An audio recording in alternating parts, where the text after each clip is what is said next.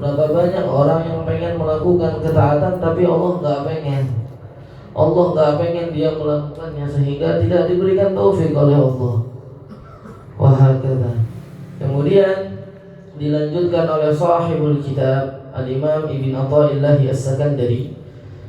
Qala al-mu'allif rahimahullahu ta'ala iradatuka at-tajrid ma'a iqamatillahi iyyaka fil asbab min asy-syahwatil khafiyyah wa iradatuka al-asbab ma'a iqamatillahi iyyaka fit tajrid inhitat 'anil himmatil 'aliyyah. La ilaha illallah. Al-Imam Ibn Athaillah As-Sakandari beliau mengatakan iradatuka at-tajrid, keinginanmu untuk melakukan tajrid. Apa itu tajrid? Tajrid adalah adamu akhdil asbab, tidak berkeinginan untuk melakukan sebab. Kita udah tahu kemarin, rizki takdir dari Allah, rahmat dari Allah. Tapi untuk mencapai rahmat Allah yang berupa rizki harus ada asbab, harus ada ikhtiar. Sebab kita sampai dengan tujuan tersebut, tujuan rizki, sebab untuk mencapai rizki dengan bekerja. Jadi orang alim, punya ilmu, itu takdir dari Allah. Nah, sesuatu yang menunjukkan kita untuk mencapai tujuan berupa ilmu adalah dengan belajar. Jadi bekerja, belajar, itu adalah asbab dari Allah. Asbab yang Allah berikan ke manusia dalam bentuk ikhtiar yang kalian lakukan di dunia.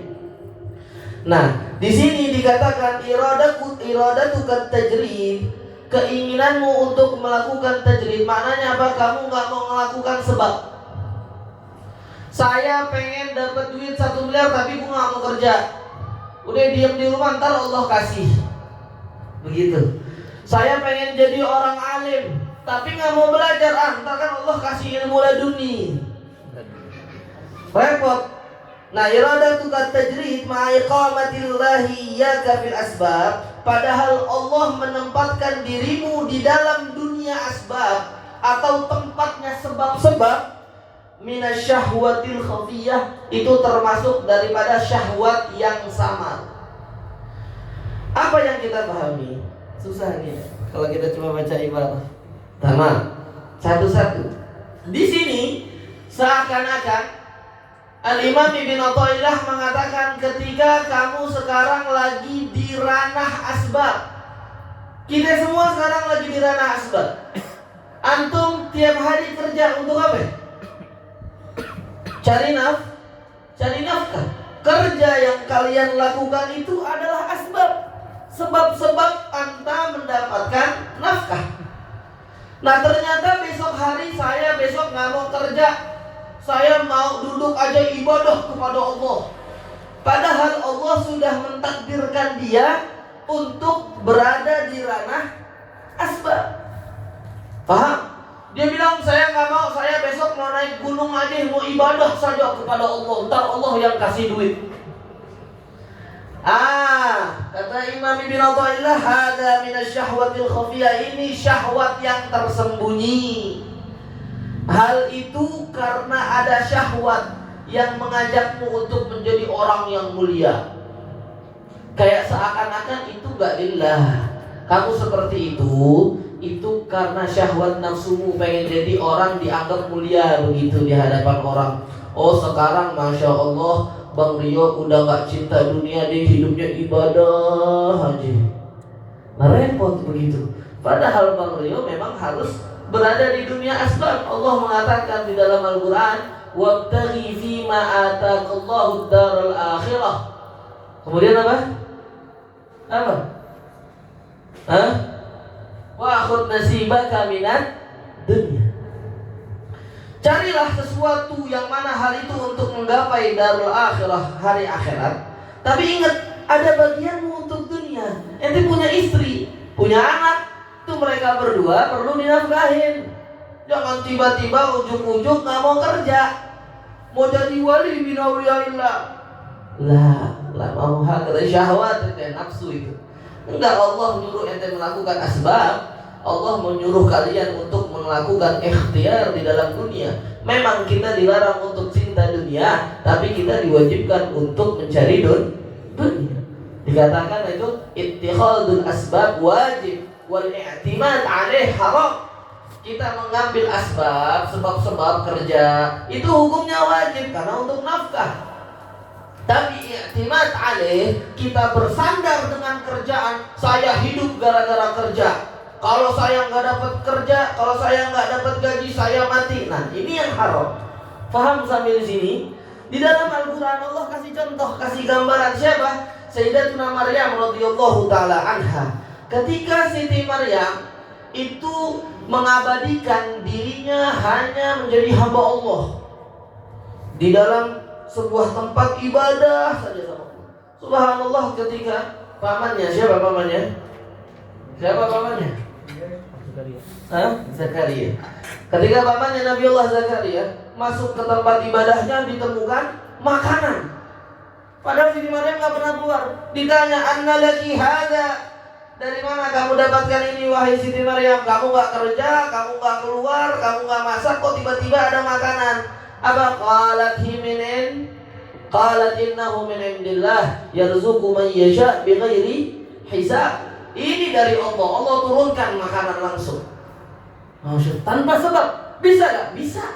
Memang ada kadangkala rezeki dari Allah tanpa sebab. Itu buktinya Siti Maryam dapat makanan dari Allah turun dari surga langsung, tanpa dia minta, tanpa dia kerja, tanpa dia masak bahkan. Nah, diabadikan oleh Allah dalam Al-Quran. Tapi ingat, di saat yang sama ketika Siti Maryam hamil Nabiullah Isa alaihi salam, ya, ketika itu Siti Maryam keluar rumah kelaparan. Kemudian bersandar di pohon capek karena bawa perut begitu. Kemudian lapar, minta sama Allah, ya Allah lapar nih, gimana mau makan? Dulu kan antum pernah kasih saya makanan langsung, sekarang mau lagi dong begitu. Apa kata Allah? Allah kasih makanan? Enggak. Apa kata Allah? Huzzi ilaiki bijiz'in nakhlati tasaqat ilaiki rutoban jadinya. Apa kata Allah? Goyangkan dahan pohon itu, ntar insya Allah buah-buah yang di pohon jatuh, makan deh, itu kata Allah. Kemarin Allah langsung kasih tanpa sebab. Tapi di saat yang lain, di tempat yang lain, Allah nyuruh dia ittikhadul asbab, suruh ngambil sebab, suruh goyangin pohon. Padahal Allah pengen ngasih buah langsung, bisa nggak? Bisa. Tapi Allah suruh ittikhadul asbab. Padahal itu kata Allah bijiz'in nakhlah. Jizi' itu kata ulama adalah batang yang setelah akar. Kita kalau lihat pohon batang setelah akar tuh gede, paham kan? Makin ke atas makin kecil-kecil. Yang paling bawah yang paling besar. Dan ini pohon nakhlah, pohon korma. Kayak pohon apa itu? Pohon korma itu kalau di Indonesia kayak pohon salak, kayak pohon kelapa sawit. Ente goyangin, coba goyang, pengen tahu nih. Dan ini yang goyangin Siti Maryam perempuan, kemudian lagi keadaan hamil lagi. Bisa gak goyangin? Gak akan bisa, pengen berharap buah jatuh tuh dari pohon. Gak bisa aslan. Tapi Allah memerintahkan dia untuk ittikhadul asbab. Yang penting ikhtiar dulu kata Allah. Rizki aku yang nanggung begitu. Paham sampai di sini? Nah, walaupun ada saat di mana Siti Maryam Allah berikan tanpa sebab, tapi di saat yang lain Allah berikan dia dengan melakukan sebab. Dan coba kalau kita lihat Nabi Muhammad SAW dan para sahabat lainnya, itu mereka apa namanya? Ittikhadul asbab. Nabi Muhammad berdagang tijarah, Sayyidina Abu Bakar berdagang, Sayyidina Utsman berdagang, bahkan memiliki kebun. Enggak berarti mereka semua jadi wali begitu, enggak kerja. La mahu hakala. Fahimtum ya ikhwan? Fahimtum? Kemudian yang kedua ini yang menarik. Wa iradatukal asbab ma'a iqamatillahi iyyaka fit tajrid inhitatun 'anil himmatil 'aliyah. Sebaliknya kata Imam Ibn Athaillah, keinginanmu untuk melakukan sebab, padahal Allah menempatkan dirimu tanpa sebab. Kamu bisa dapat tanpa sebab, tapi kamu malah cari sebabnya. Itu tahu gak kata Ibn Athaillah, inhitat anil himmatil aliyah. Kamu lagi turun derajatnya. dari derajat yang tinggi lagi turun. Maknanya apa?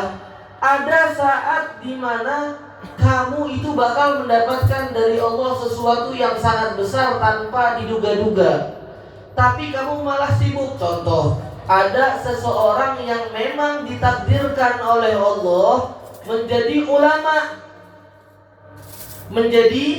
ulama. Nah, tugas ulama apa? Memberikan manfaat, memberikan nasihat untuk ummah. Jadi khidmatuhu lil ummah. Kerjaan dia adalah untuk umat. Segala sesuatu yang berkaitan tentang umat itu tugasnya. Tapi ternyata dia nggak mau. Dia masih mau kerja. Kok saya mau jadi gojek biar nambah duit lagi. Saya mau kerja ini, saya mau kerja ini. Ini turun derajat, nggak boleh. Allah udah kasih ente takdir seperti ini, terima. Ana pernah ingat kalamnya Sayyidil Walid, Al-Habib Umar As-Saqqaf. Tahu Sayyidil Walid Habib Umar As-Saqqaf? Itu pernah ngomong, ustadz itu nggak mungkin miskin, kata dia. Maknanya apa? Allah yang bakal ngasih rezeki. Lah dia malah cari sebab, pengen terjun langsung ke dunia, pengen kerja, pengen dagang lah. Nah ini intitot, ini turun derajat. Allah udah kasih kamu rezeki tanpa sebab, kamu jangan cari-cari sebab. Paham? Nah kasih contoh, ada di dalam Al-Quran juga. Ketika Nabi Allah Musa kabur daripada kejaran Fir'aun, beliau itu bersama para sahabatnya itu masuk ke tempat namanya Ayamutih. Ayamutih di saat itu paceklik begitu. Mereka nggak dapat makan, nggak dapat minum, paham? Walhasil pada kelaparan Nabi Allah Musa dengan para pengikutnya ini. Akhirnya Nabi Allah Musa berdoa kepada Allah, Allah turunkan al-manna wassalwa. Allah turunkan makanan dari sorga langsung. Bayangkan, jahis lagi, udah disiapkan, udah dimasak, bahkan nggak tahu tuh yang masak siapa. Walhasil intinya udah jadi, tinggal makan doang. Enak gak? Bidun ittihadil asbab, tanpa ngambil sebab. Nggak perlu dia kerja, nggak perlu nanam, nggak perlu ngapa-ngapain, tiba-tiba Allah turunkan makanan begitu langsung. Enak. Dia kagak ngomong sama Nabi Allah Musa. Wa qalu ya Musa lan nasbiru ala ta'amin wahidin fad'u lana rabbaka yukhrij lana mimma tunbitul ardu min bakliha wa kitsaiha wa fumiha wa adasiha wa basaliha. Dia ngomong sama Nabi Allah, wahai Nabi Allah Musa, saya takut nih, kita ragu. Besok kayaknya Allah gak bakal ngasih lagi. Coba doa lagi sama Allah, jangan Allah kasih makanan. Allah tanamkan saja nih di sekitar kita tumbuhan-tumbuhan yang mana besok kalau kita lapar kita bisa ambil makanan. Ente udah dapat dari Allah makanan dari surga, tanpa nanam, tanpa ente harus ngambil dari sawah capek-capek, tanpa ngotorin, tanpa masak. Mintanya pengen asbab, kan gak masuk akal. Mintanya Allah jangan besok kasih makanan lagi begitu. Ngasihnya apa? Bawang, kacang-kacangan, tumbuhin nih di sekitar kita bawang sama kacang-kacangan. Jadi kalau besok-besok kita lapar tinggal ambil dari kebun, kan balon. Paham gak sih? Akhirnya saking dia nafsu sama dunia, takut Allah gak ngasih. Dia gak percaya sama takdir. Ini yang dinamakan inhitat al-himmatul aliyah, turun derajatnya. Apa kata Nabi Allah Musa? Qala tastabdiluna allati adna billati huwa khair. La ilaha illallah, ente pengen mengganti hal yang baik menjadi hal yang buruk. Ini dari surga. Ente rela itu, ente buang, ente gak terima demi gara-gara dunia. Allah kasih makanan dari surga, pengennya bawang. Kan gak masuk akal Bani Israel. Paham sampai di sini? Nah ini contoh yang Allah berikan di dalam Al-Quran.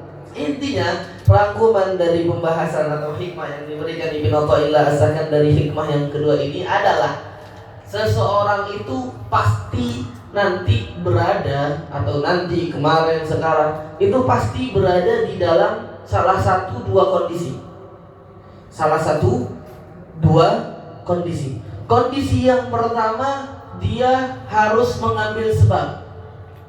Nah, kalau seandainya di saat itu kamu harus mengambil sebab, maka jangan yakhonu, nggak mau sebab. Kamu pengen alim, tapi diem di rumah, kagak ngaco begitu. Belajar, nuntut ilmu. Pengen masuk surga nggak mau sholat kan repot begitu. Ya, pengen dapat rezeki, pengen dapat rumah, pengen anak sama istri kita dapat nafkah, tapi ente kerjaannya tidur, kagak kerja kan repot. Paham? Itu kondisi pertama. Kondisi yang kedua, Allah menempatkan kamu di tempat yang memang gak perlu ngambil asbab. Udah Allah kasih tanpa ente terima, tanpa ente mencari. Nah kalau kamu sedang berada di posisi itu, terima. Jangan mencari-cari hal yang lain. Nah ini khususnya para ustadz-ustadz. Udah enak jadi ustadz, derajat yang tinggi di sisi Allah. Jangan hinakan diri kita dengan melakukan hal-hal duniawi yang hina. Faham? Antum juga seperti itu. Sekarang udah enak, hidupnya di majelis, membaca zikir, membaca sholawat, baca maulid, mempelajari ilmu agama. Jangan nurunin derajat dengan sibuk mencari sebab. Jangan sibuk mencari duit atau rezeki. Allah yang akan kasih. Ente khud ma gadrak watruk, apa kata Allah? Apa kata Nabi Muhammad dalam hadis? Da' ma yaribuka ila ma la yaribuk. Nah, sesuatu yang kayak begitu udah tinggalin. Ente kerja yang wajib untuk nafkah istri, sisanya jangan dicari-cari, jangan dikejar-kejar. Kalau memang Allah nakdirin kita jadi orang kaya, dia orang kaya, jangan takut. Paham? Kalau emang Allah nakdirin hari ini kita dapat rezeki begitu, ya begitu. Mau ente banting tulang, ya. Kalau Allah bilang hari ini ente dapat 300.000, ente banting tulang sampai patah tangan, patah badan, patah leher sekalipun, gak akan tuh ente dapat lebih jadi 400, gak akan. Allah udah takdirin itu, paham? Nah, jadi jangan ifrat walad tafrid. Kita itu ummah wasat, umat yang tengah-tengah. Enggak ifrat, enggak tafrid, enggak berlebihan, enggak kurang-kurang. Paham? Jangan terlalu berlebihan dalam perkara agama sampai meninggalkan hal yang wajib seperti mencari nafkah, dan jangan pula kalian kurang di dalam perkara agama terlalu sibuk dengan mencari duit. Fahim tom? Wallahu ta'ala alam.